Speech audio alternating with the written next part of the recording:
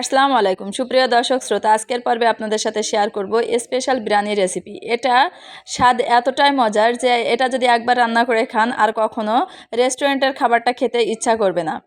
তো আজকে সবার আগে বলে রাখি যে যারা আমার চ্যানেলে নতুন এসেছেন প্লিজ আমার চ্যানেলটি সাবস্ক্রাইব করে দিন, আর যদি ভিডিওটি ভালো লাগে অবশ্যই একটা লাইক করবেন। চলুন তাহলে আমাদের এই মজাদার রেসিপিটি শুরু করি। প্রথমে আমি এখানে নিয়েছি পোলাও চাল।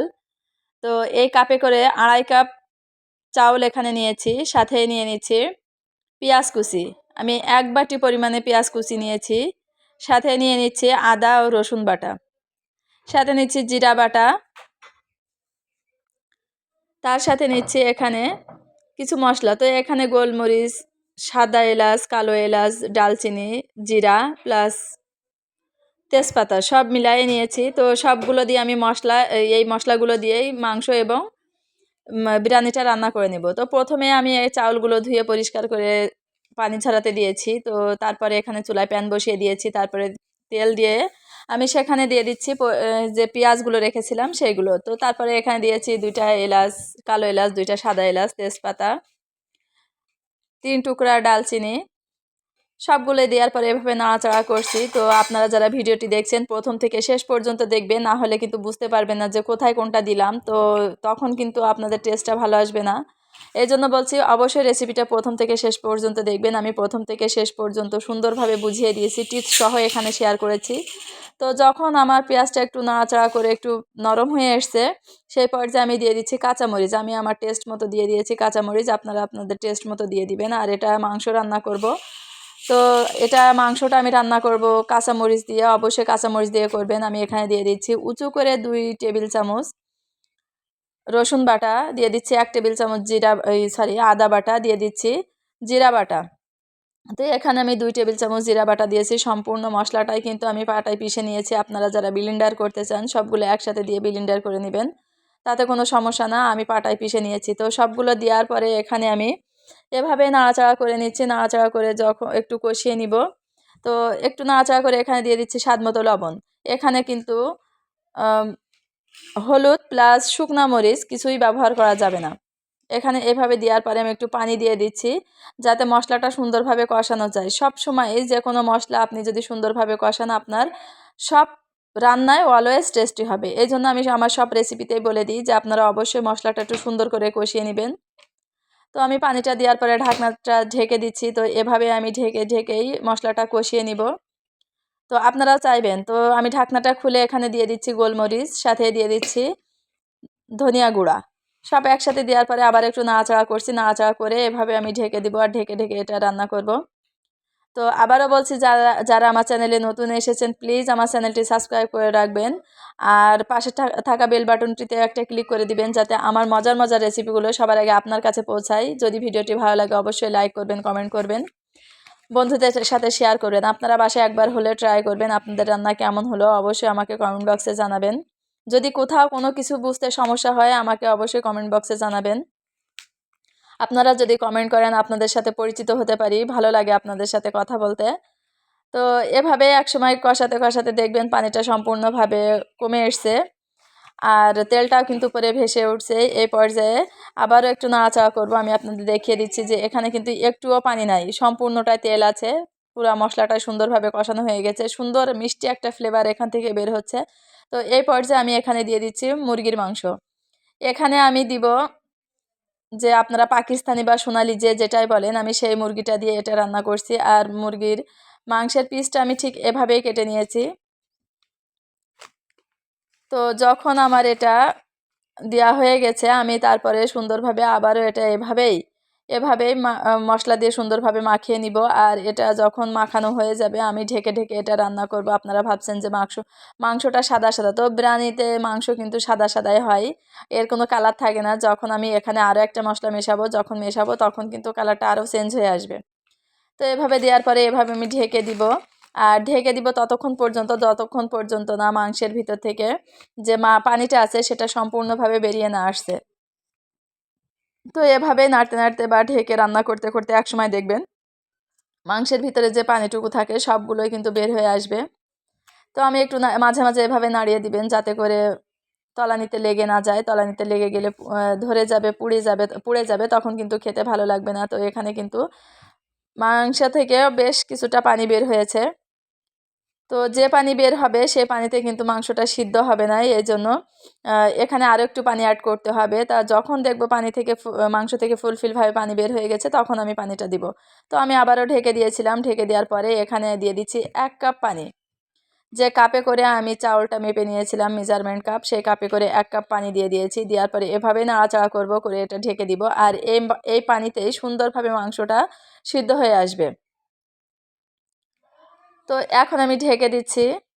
ঢেকে দেওয়ার পরে আবারও আমি এটা যখন পানিটা বেশ একবারে শুকিয়ে এসছে তখন কিন্তু আমি ঢাকনাটা উঠিয়েছি।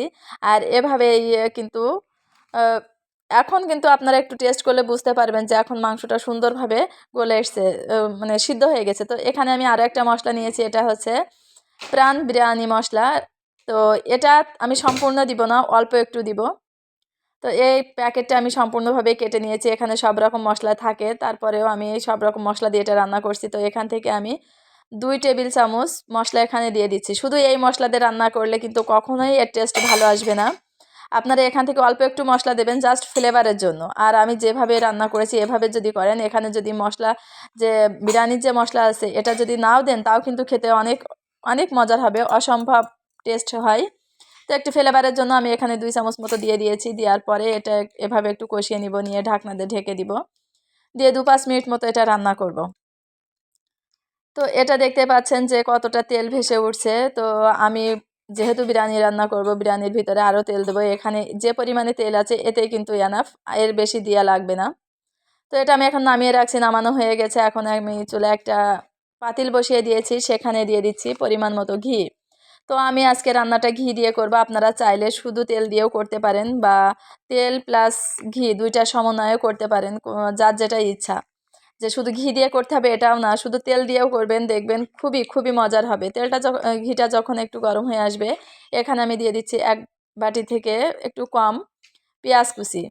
তো পেঁয়াজ কুচিটা এভাবে দিয়ে একটু নাড়াচাড়া করব, নাড়াচাড়া করার পরে যখন কাঁচা গন্ধটা চলে যাবে তখন এখানে আমি দিয়ে দিব অন্যান্য মশলা। তো এই পর্যায়ে আমি এখানে দিয়ে দিচ্ছি 2 টুকরা এলাচ, কালো এলাচ, 2 টুকরা সাদা এলাচ, 3 টুকরা ডালচিনি আর 2টা তেজপাতা মাঝখান থেকে ছিঁড়ে এখানে দিয়ে দিয়েছি। তো এভাবে যখন দেওয়ার পরে আমি এটা নাড়াচাড়া করব, নাড়াচাড়া করতে করতে দেখবেন সুন্দর একটা গন্ধ এখান থেকে বের হয়ে এসছে। আর পেঁয়াজটা বেশ কিছুটা ভাজা ভাজা হয়ে এসছে, আপনাদের এখান থেকে আমি একটু দেখিয়ে দিচ্ছি। যেহেতু আমি একটা ছোট পাতিলে রান্না করছি, এর জন্য দেখতে হয়তো আপনাদের সমস্যা হতে পারে।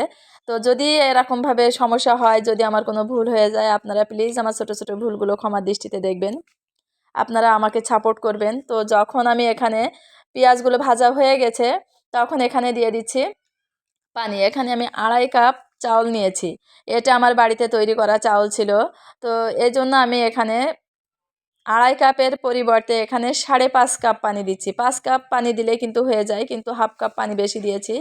দেওয়ার পরে এখানে দিয়ে দিচ্ছি উঁচু করে 1 টেবিল চামচ আদা রসুন বাটা। দেওয়ার পরে এটা আমি ঢাকনা দিয়ে ঢেকে দিচ্ছি, যতক্ষণ পর্যন্ত বলক না আসবে আমি এটা ঢেকেই রাখবো। তো আপনারা এই পর্যায়ে চেষ্টা করবেন কিন্তু যে আদা রসুন বাটাটা পিষে দিতে, একবারে পিষে, না হলে আস্তে আস্তে থাকবে, তখন গালে পড়লে ভালো লাগবে না মুখের ভিতরে। তো এখানে যখন পানিটা ফুটে উঠেছে আমি তখন এখানে যে চাউলটা ধুয়ে পানি ঝরিয়ে রেখেছিলাম সেই চাউলটা সম্পূর্ণটাই এখানে নামিয়ে দিলাম। তো এখনই কিন্তু সুন্দর একটা মানে এত মিষ্টি একটা গন্ধ এখান থেকে পাবেন, মনে হবে যে এখনই খেয়ে ফেলি। তো আপনারা বাসায় একবার হলেও ট্রাই করবেন। আমি বারবার বলছি যে খুব কঠিন করে রান্না করতে হবে সেটা কিন্তু না, সহজ করে মজার মজার রান্না করা যায়। তো এখানে আমি দিয়ে দিচ্ছি স্বাদ মতো লবণ, আপনাদের স্বাদ টেস্ট অনুযায়ী আপনারা লবণটা দিয়ে দেবেন। আর আমি আমার সব ভিডিওতেই কিন্তু বলি যে আমি সব রান্নাই সহজভাবে করে দেখানোর চেষ্টা করি, যাতে করে আপনাদের একটু হলে উপকার আসে। তো মাঝে মাঝে ঢাকনা খুলে অবশ্যই এভাবে ঢেকে নাড়াচাড়া করে দিবেন, না হলে তলানিতে লেগে যাবে। যেহেতু পোলাও চাল পানিটা সমান সমান দেওয়া লাগে, এই জন্য আমি মাঝে মাঝে ঢেকে এভাবে করেছি। তো যখন এই পর্যায়ে আসবে এখানে আমি দিয়ে দিচ্ছি 1 টেবিল চামচ যে বিরিয়ানির মশলা, সেটা জাস্ট ফ্লেভারের জন্য, আর কিছুই না। তো এখানে না দেওয়ার পরে আমি একটু নাড়াচাড়া করছি যাতে করে সম্পূর্ণ ভাতটার ভিতরে এটা সুন্দরভাবে মিশে যায়। তো এভাবে আপনারা রান্না করবেন। আর অবশ্যই আপনারা আদা রসুনটা এভাবে পিষে ঠিক আমি যে পর্যায়ে দিয়েছি ওই পর্যায়ে দেবেন। আর আমার স্টেপ যেভাবে আমি রান্না করেছি সেই স্টেপ সবগুলো ফলো করে আপনারা রান্না করলে আপনাদের রান্না অবশ্যই অনেক মজার হবে। আমি এটা দেওয়ার পরে আবারও ঢেকে দিলাম, 2-1 মিনিট ঢেকে রাখার পরে এটা আমি আবার ঢাকনাটা উঠিয়ে এখানে দিয়ে দেবো। তো কতটুকু ঢেকে রাখছি সেটা আমি আপনাদের এখানে দেখিয়ে দিচ্ছি। আমি কিন্তু খুব বেশি ঢাকনা দিয়ে ঢাকিনি। তো আমি ভিডিওটা অফ করতে ভুলে গিয়েছিলাম, এই জন্য এখানে বেশ টাইম ঢেকে রাখা হয়েছে। আপনারা দেখতে না চাইলে এটা একটু টেনে দিতে পারেন, কোনো সমস্যা না। তো এভাবে আমি ঢেকে রেখেছিলাম বেশ কিছু টাইম ধরে। তারপরে ঢাকনাটা খুলে এখানে আমি অন্যান্য মশলা দিয়েছিলাম। তো অনেকক্ষণই হয়তো হয়ে যাচ্ছে, তো আপনারা প্লিজ কিছু মনে করবেন না, এটা অবশ্যই ক্ষমার দৃষ্টিতে দেখবেন। তারপরে আমি এটা ঢাকনাটা খুলে রাখছি। ঢাকনাটা খোলার পরে এখানে দেখবেন ঠিক এই পর্যায়ে পানিটা যখন এরকম যে কিছুটা পানি আছে, সেই পর্যায়ে আপনারা এখানে দিয়ে দিবেন সেই নামিয়ে রাখা মশলাটা, মাংসটা। আমি সবগুলো মাংস এখানে নামিয়ে দিচ্ছি। এখানে মাংস প্লাস যে তেল ছিল সবগুলোই দিয়ে দিচ্ছি। তো এভাবে আলতো হাতে সবগুলো দেওয়ার পরে একটু আলতো হাতে নাড়িয়ে দিবেন যাতে মাংসটা সম্পূর্ণ ভাতের সাথে মিশে যায়। এপাশ ওপাশ করে যখন দেখবেন যে সুন্দরভাবে মিশে গিয়েছে তখন আপনারা ঢাকনা দিয়ে ঢেকে দেবেন আর একটু আলতো হাতে দিবেন।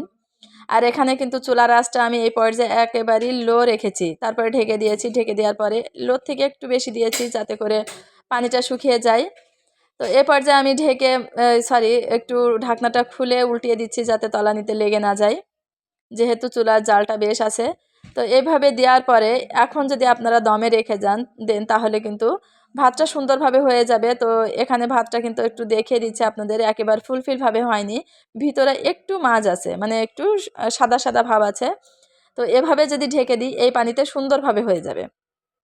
তো আমার এটা হয়ে গেছে, আমি দমে রেখেছিলাম বেশ কিছু টাইম ধরে। তারপরে ঠান্ডা যখন হয়েছে আমি তখন আপনাদের একটু পরিবেশন করে দেখাচ্ছি এটা কতটা ঝরঝরে হয়েছে, একবারে ফুলফিল ঠান্ডা হয়ে গেছে এখানে। তো একটু মানে হালকা গরম, তো তারপরে যখন দেখবেন একেবারেই ফুলফিল ঠান্ডা তখন কিন্তু সুন্দরভাবে এটা ছাড়া ছাড়া হবে। খেতে অসম্ভব মজার, খুব মজার একটা রান্না এটা। খুব সহজে আমি আপনাদের এটা দেখালাম, আপনারা বাসায় একবার হলে ট্রাই করবেন। আমার রান্নাটা কেমন লাগলো আপনাদের কাছে অবশ্যই কমেন্ট করে জানাবেন। তো আজ এই পর্যন্ত। আল্লাহ আমাদের সবাইকে ভালো রাখুক, সবাই ভালো থাকবেন, আমার জন্য দোয়া করবেন, আমি আপনাদের জন্য দোয়া করি। আল্লাহ হাফেজ।